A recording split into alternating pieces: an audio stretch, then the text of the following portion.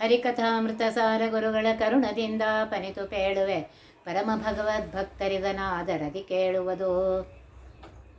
ಕಡು ಕರುಣೆ ನೀನೆಂದರಿದು ಹೇರೊಡಲ ನಮಿಸುವೆ, ನಿನ್ನಡಿಗೆ ಬೆಂಬಿಡದೆ ಪಾಲಿಸು ಪರಮ ಕರುಣಾ ಸಿಂಧು ಎಂದೆಂದು.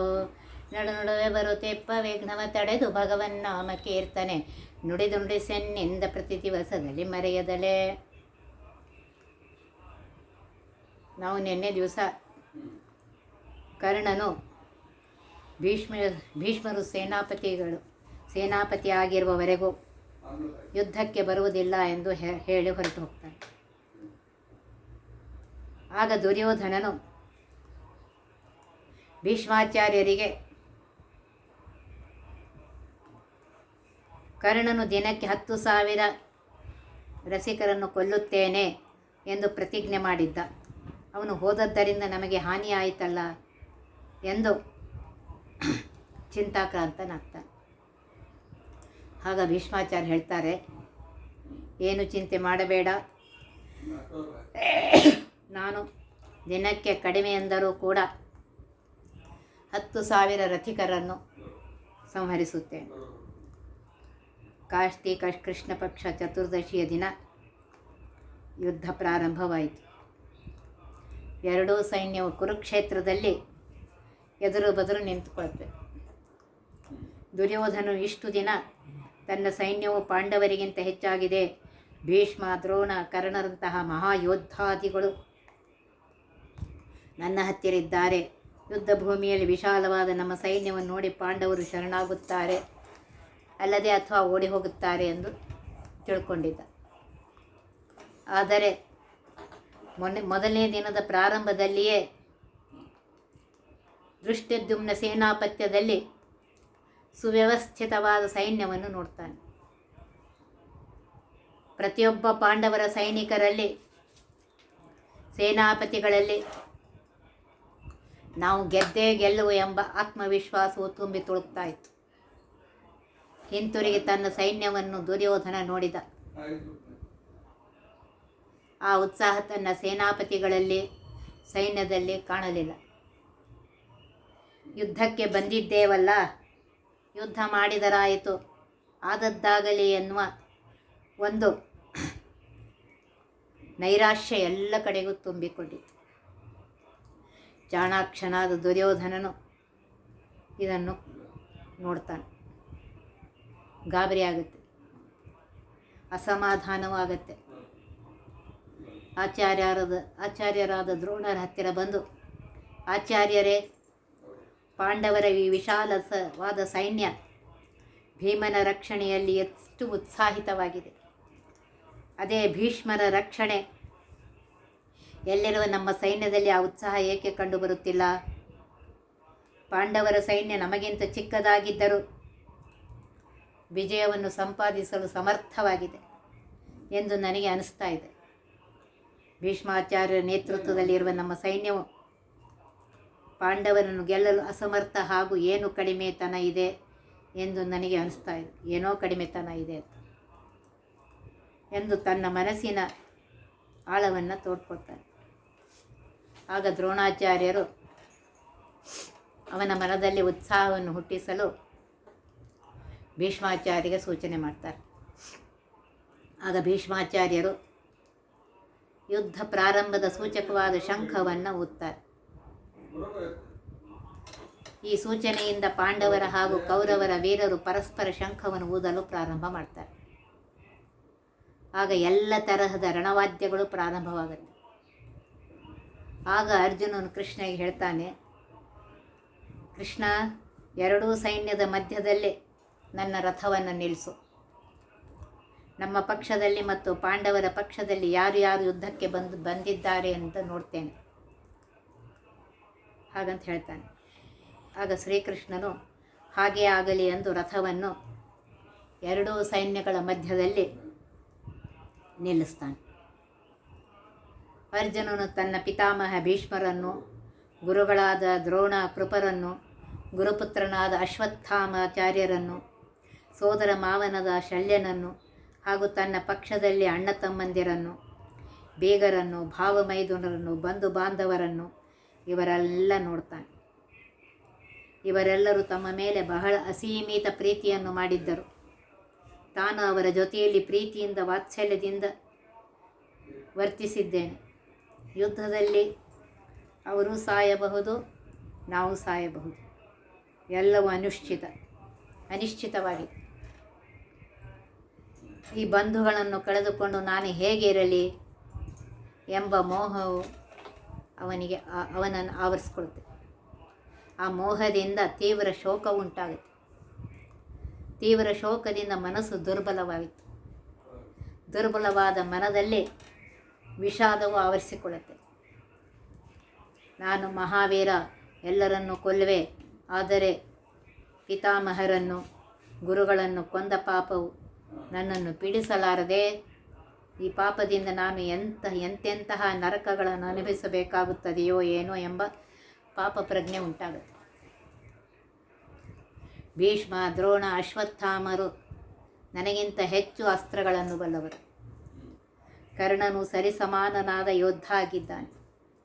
ಒಂದು ವೇಳೆ ನಾವು ಸೋತರೆ ದುರ್ಯೋಧನನ ಆಳಾಗ ಇರಬೇಕಾಗುತ್ತದೆ. ಅವರಷ್ಟಕ್ಕೆ ಅವರು ಹಸ್ತಿನಾವತಿಯಲ್ಲಿ ಇರಲಿ, ನಮ್ಮಷ್ಟಕ್ಕೆ ನಾವು ಕಾಡಿನಲ್ಲಿದ್ದರಾಯಿತು ಎಂಬ ಪರಾಜಯದ ಭೀತಿಯ ಪ್ರಜ್ಞೆಯು ಅವನನ್ನು ಆವರಿಸಿಕೊಳ್ಳುತ್ತೆ. ಮೋಹ ನಿಮಿತ್ತಕ ವಿಷಾದ ಪ್ರಜ್ಞೆ, ಪಾಪ ಪ್ರಜ್ಞೆ ಹಾಗೂ ಭಯಪೂರ್ಣ ಪರಾಜಯದ ಪ್ರಜ್ಞೆ, ಈ 3 ತರಹದ ವಿಚಾರಗಳು ಅವನ ಮನಸ್ಸಿನಲ್ಲಿ ಬಂದು ಒಂದು ತರಹದ ಅವಸಾದವನ್ನು ತಂದುಕೊಡುತ್ತೆ. ಇಂತಹ ಮಾನಸಿಕ ಅವಸಾದಕ್ಕೊಳಗಾದ ಅರ್ಜುನನಲ್ಲಿ ಕಿಂ ಕರ್ತವ್ಯ ಮೌಢ್ಯತೆಯು ಮನೆಯನ್ನು ಮಾಡಿಕೊಳ್ಳುತ್ತೆ. ಕೈಕಾಲು ನಡಗಲಾರಂಭಿಸುತ್ತೆ. ಶರೀರದ ಶಕ್ತಿಯು ಹೊರಟು ಹೋದಂತೆ ಅನಿಸುತ್ತೆ. ಗಾಂಡೀವವನ್ನು ಹಿಡಿದುಕೊಳ್ಳಲು ಸಮರ್ಥನಾಗುವೆನೋ ಇಲ್ಲವೋ ಎಂಬ ಸಂಶಯ ಅವನನ್ನು ಕಾಡಲಾರಂಭಿಸುತ್ತದೆ. ಆದರೆ ಈ ಮನಸ್ಸಿನ ಗೊಂದಲವನ್ನು ಕೃಷ್ಣನ ಮುಂದೆ ಹೇಗೆ ಹೇಳಿಕೊಳ್ಳಲಿ ಎಂಬ ಅಹಂಕಾರವು ಮನೆ ಮಾಡುತ್ತೆ. ಆಗ ಶ್ರೀಕೃಷ್ಣ ಎದುರಿನಲ್ಲಿ ತನ್ನ ಮಾನಸಿಕ ಅಶಕ್ತತೆಯನ್ನು ತೋರಿಸದೆ, ಕೃಷ್ಣ, ಯುದ್ಧ ಬೇಡ.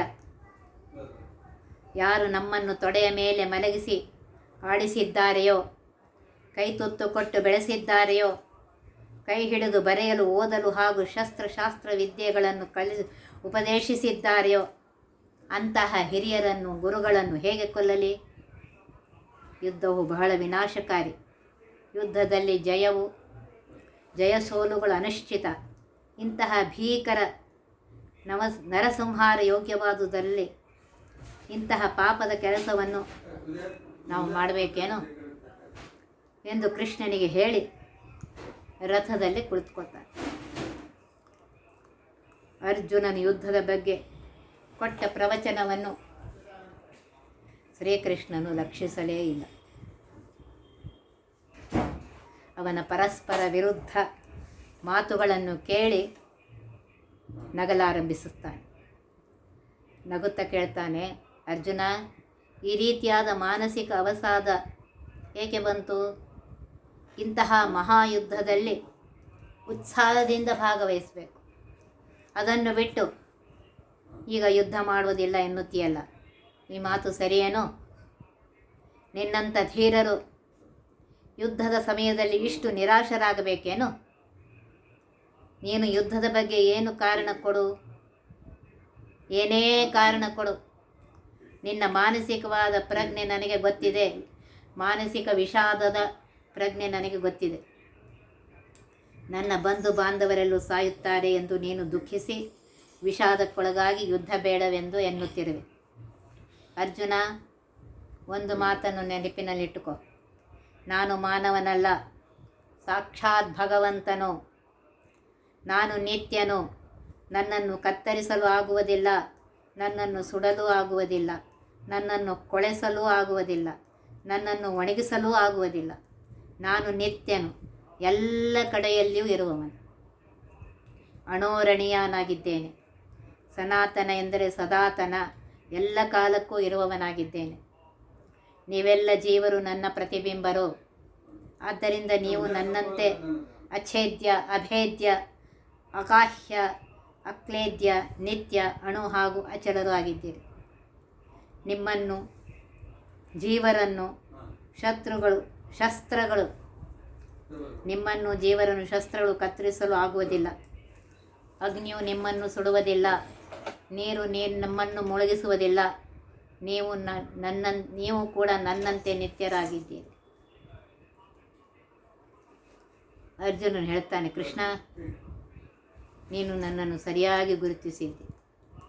ನಾನು ಈ ಬಂಧು ವೇಗದಿಂದ ದುಃಖದಿಂದಲೇ ವಿಷಾದಕ್ಕೆ ಒಳಗಾಗಿ ಯುದ್ಧದಿಂದ ನಿವೃತ್ತನಾಗಿದ್ದೆ. ಜೀವನಿತ್ಯ ಎಂಬುದನ್ನು ಕೇಳಿ ಸ್ವಲ್ಪ ಸಮಾಧಾನವಾಯಿತು. ಆದರೂ ಜೀವವೇನೋ ನಿತ್ಯ, ಆದರೆ ಈ ದೇಹ ಹೊರಟು ಹೋಗುತ್ತದಲ್ಲ, ಅದಕ್ಕೇನು ಮಾಡಬೇಕು ಅಂದಾಗ ಶ್ರೀಕೃಷ್ಣ ಹೇಳ್ತಾನೆ, ಅರ್ಜುನ, ಹುಟ್ಟಿದ ಈ ಶರೀರ ಒಂದು ದಿನ ಸಾಯಲೇಬೇಕು. ಸ್ವಲ್ಪ ದಿನಗಳ ನಂತರ ಮತ್ತೆ ಹುಟ್ಟಲೇಬೇಕು. ಇದು ಭಗವಂತನ ಸಂಕಲ್ಪ. ಇದು ನನ್ನ ಇಚ್ಛೆಯನ್ನು ಬಿಟ್ಟು ಬೇರೆ ಯಾರೂ ಬದಲಾಯಿಸಲಾರರು. ಯಾವುದೂ ಬದಲಾಯಿಸಲು ಸಾಧ್ಯವಿಲ್ಲ. ಆ ಬಗ್ಗೆ ಶೋಕಪಟ್ಟು ಉಪಯೋಗವೇನು? ಅದಕ್ಕೆ ಶೋಕ ಪಡಬೇಡ ಅಂತ ಹೇಳ್ತಾನೆ. ಆಗ ಅರ್ಜುನ ಕೇಳ್ತಾನೆ, ಆದರೂ ನಾವು ಸಾಯುವೆವೆಂಬ, ಅಂದರೆ ಈ ದೇಹ ಹೋಗುವುದು ಎಂಬ ಭಯವು ಇದ್ದೇ ಇರುತ್ತದಲ್ಲ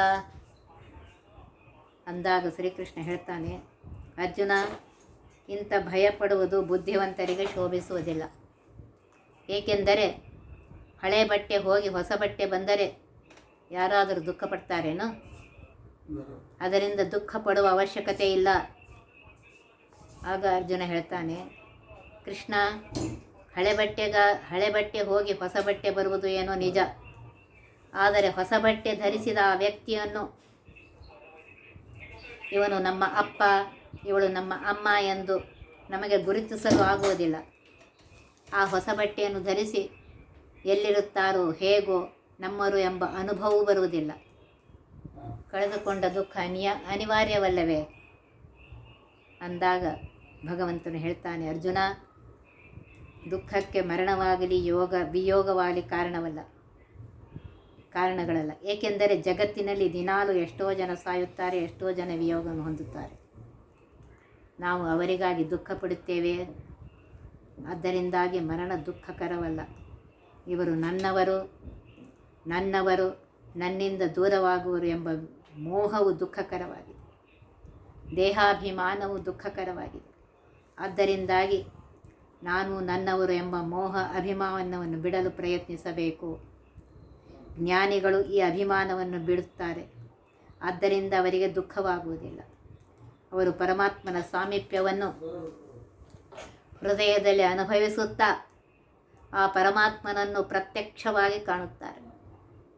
ಯಾವಾಗ ಅವರು ಭಗವಂತನನ್ನು ಕಾಣುತ್ತಾರೆಯೋ ಆವಾಗ ಅವರು ಲೌಕಿಕವಾದ ಪುಣ್ಯಪಾಪಗಳಿಂದ ಮುಕ್ತರಾಗಿ ಭಗವಂತನ ಧ್ಯಾನದಲ್ಲಿ ಆಸಕ್ತರಾಗ್ತಾರೆ.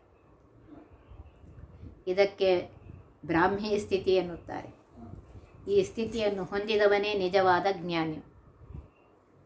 ಆಗ ಅರ್ಜುನ ಕೇಳ್ತಾನೆ, ಕೃಷ್ಣ, ಈ ಸ್ಥಿತಿಯನ್ನು ಹೊಂದಲು ಯುದ್ಧ ಬೇಕೆ ಮಾಡಬೇಕು. ನಾನು ಯುದ್ಧ ಬಿಟ್ಟು ಕಾಡಿಗೆ ತಪಸ್ಸಿಗೆ ಹೋಗುತ್ತೇನೆ ಅಂತ ಹೇಳ್ತಾನೆ. ಆಗ ಕೃಷ್ಣ ಹೇಳ್ತಾನೆ, ಅರ್ಜುನ, ಭಗವಂತನ ದರ್ಶನ, ಅದರಿಂದ ಆಗುವ ಮೋಕ್ಷ ಪರಮಾತ್ಮನ ಅನುಗ್ರಹವಿಲ್ಲದೆ ಆಗುವುದಿಲ್ಲ. ಪರಮಾತ್ಮನ ಅನುಗ್ರಹ ಆಗಬೇಕಾಗಿದ್ದರೆ ಶುದ್ಧವಾದ ತತ್ವಜ್ಞಾನ ಬೇಕು. ಶುದ್ಧವಾದ ಜ್ಞಾನವು ಅಂತಃಕರಣ ಶುದ್ಧಿಯಿಂದ ಬರುತ್ತದೆ. ಈ ಅಂತಃಕರಣ ಶುದ್ಧಿಯು ಸ್ವವರ್ಣಾಶ್ರಮೋಚಿತ ಕರ್ಮಾಚರಣೆಯಿಂದ ಪ್ರಾಪ್ತವಾಗ್ತದೆ. ಆಗ ಅರ್ಜುನ ಕೇಳ್ತಾನೆ, ವರ್ಣಾಶ್ರಮೋಚಿತ ಕರ್ತವ್ಯ ಕರ್ಮಗಳೆಂದರೇನು ಅಂದಾಗ ಕೃಷ್ಣ ಹೇಳ್ತಾನೆ, ಅರ್ಜುನ, ಇದು ನಾನು ಪ್ರತಿಯೊಬ್ಬ ಮಾನವನಿಗೆ ಅವನ ಯೋಗ್ಯತಾನುಸಾರವಾಗಿ ಫಲವನ್ನು ಕೊಡಲು ಮಾಡಿದ ಒಂದು ಅದ್ಭುತವಾದ ವ್ಯವಸ್ಥೆ. ಅನಂತ ಜೀವರಾಶಿಗಳಿವೆ. ಅವುಗಳಲ್ಲಿ ಹಲವು ಜೀವರು ಸಾತ್ವಿಕರಾಗಿದ್ದಾರೆ. ಅವರಿಗೆ ಶಾರೀರಿಕ ಶ್ರಮ, ಅನಂತರ ಜೋರು ಜಬರ್ದಸ್ತಿ, ಹೊಡೆದಾಟ, ಬಡೆದಾಟ ಇದಾವುದೂ ಸೇರುವುದಿಲ್ಲ. ಇನ್ನು ಕೆಲವರು ರಾಜಸರಿದ್ದಾರೆ. ಅವರಿಗೆ ಸುಮ್ಮನೆ ಕುಳಿತುಕೊಳ್ಳಲು ಆಗೋದಿಲ್ಲ. ಯಾವಾಗಲೂ ಏನಾದರೊಂದು ಮಾಡ್ತಾ ಇರ್ತಾರೆ. ಸಹನಶೀಲತೆ ಕಡಿಮೆ, ದೇಹದ ಸಾಮರ್ಥ್ಯ ಪರಾಕ್ರಮ ಇವುಗಳಲ್ಲಿ ವಿಶ್ವಾಸ ಹೆಚ್ಚು, ಏನಾದರೊಂದು ಮಾಡಬೇಕೆಂಬ ಬಯಕೆ ಇರುತ್ತದೆ, ಭೋಗದ ಲಾಲಸೆಯೂ ಇರುತ್ತದೆ. ಇನ್ನು ಉಳಿದವರು ತಾಮಸ ಸ್ವಭಾವದವರು. ಅವರು ಆಲಸಿಗಳು, ಆದರೆ ಶರೀರದ ಬಲವುಳ್ಳವರಾಗಿರುತ್ತಾರೆ. ಕಾಮಕ್ರೋಧಗಳಿಗೆ ವಶರಾಗಿರುತ್ತಾರೆ. ಸಹನೆ ಇರುವುದಿಲ್ಲ. ಇನ್ನೊಬ್ಬರ ವಸ್ತುಗಳ ಮೇಲೆ ಅವರ ಕಣ್ಣು. ಶ್ರಮವಿಲ್ಲದೆ ಭೋಗಬೇಕು ಎನ್ನುವವರು. ಇದು ಜೀವರ ಸಾಮಾನ್ಯ ವಿಭಾಗವಾಗಿದೆ. ಎಲ್ಲ ಜೀವರಲ್ಲಿಯೂ ಸ್ವಲ್ಪ ಹೆಚ್ಚು ಕಡಿಮೆ ಸತ್ವ ರಜ ತಮೋಗಳು ಇರ್ತವೆ. ಆದರೆ ಕೆಲವು ಗುಣ ಕೆಲವರಲ್ಲಿ ಹೆಚ್ಚು, ಕೆಲವರಲ್ಲಿ ಕಡಿಮೆ. ಅವರ ಈ ಯೋಗ್ಯತೆಯನ್ನು ನೋಡಿ ಅವರಿಗೆ ಅನುಕೂಲವಾಗಲಿ ಎಂದು ನಾನು ಎಲ್ಲ ಜೀವರನ್ನು 4 ವರ್ಣಗಳಲ್ಲಿ ವಿಭಾಗ ಮಾಡಿದ್ದೇನೆ. ಇದಕ್ಕೆ ಚಾತುರ್ವರ್ಣ ಧರ್ಮ ಅನ್ನುತ್ತಾರೆ. ಉಳಿದ ವಿಚಾರವನ್ನು ನಾಳಿನ ದಿವಸ ನೋಡೋಣ. ಒತ್ತಿ ವಿಘ್ನಗಳ ಕಳೆದಪ ಮೃತ್ಯುವಿಗೆ ಮರೆ ಮಾಡಿ ಕಾಲನ ದೂತರಿಗೆ ಬೇಕರವ ಪುಟ್ಟಿಸಿ ಸಕಲ ಸಿದ್ಧಿಗಳ ಒತ್ತಿಗೊಳ್ಳಿಸಿವನರು ಹೇಕ್ಷಣ ನೃತ್ಯ ಮಾಡುವರವರ ಮನೆಯೊಳು ನಿತ್ಯಮಂಗಳ ಹರಿಕಥಾಮೃತ ಸಾರ ಪಠಿಸುವರ.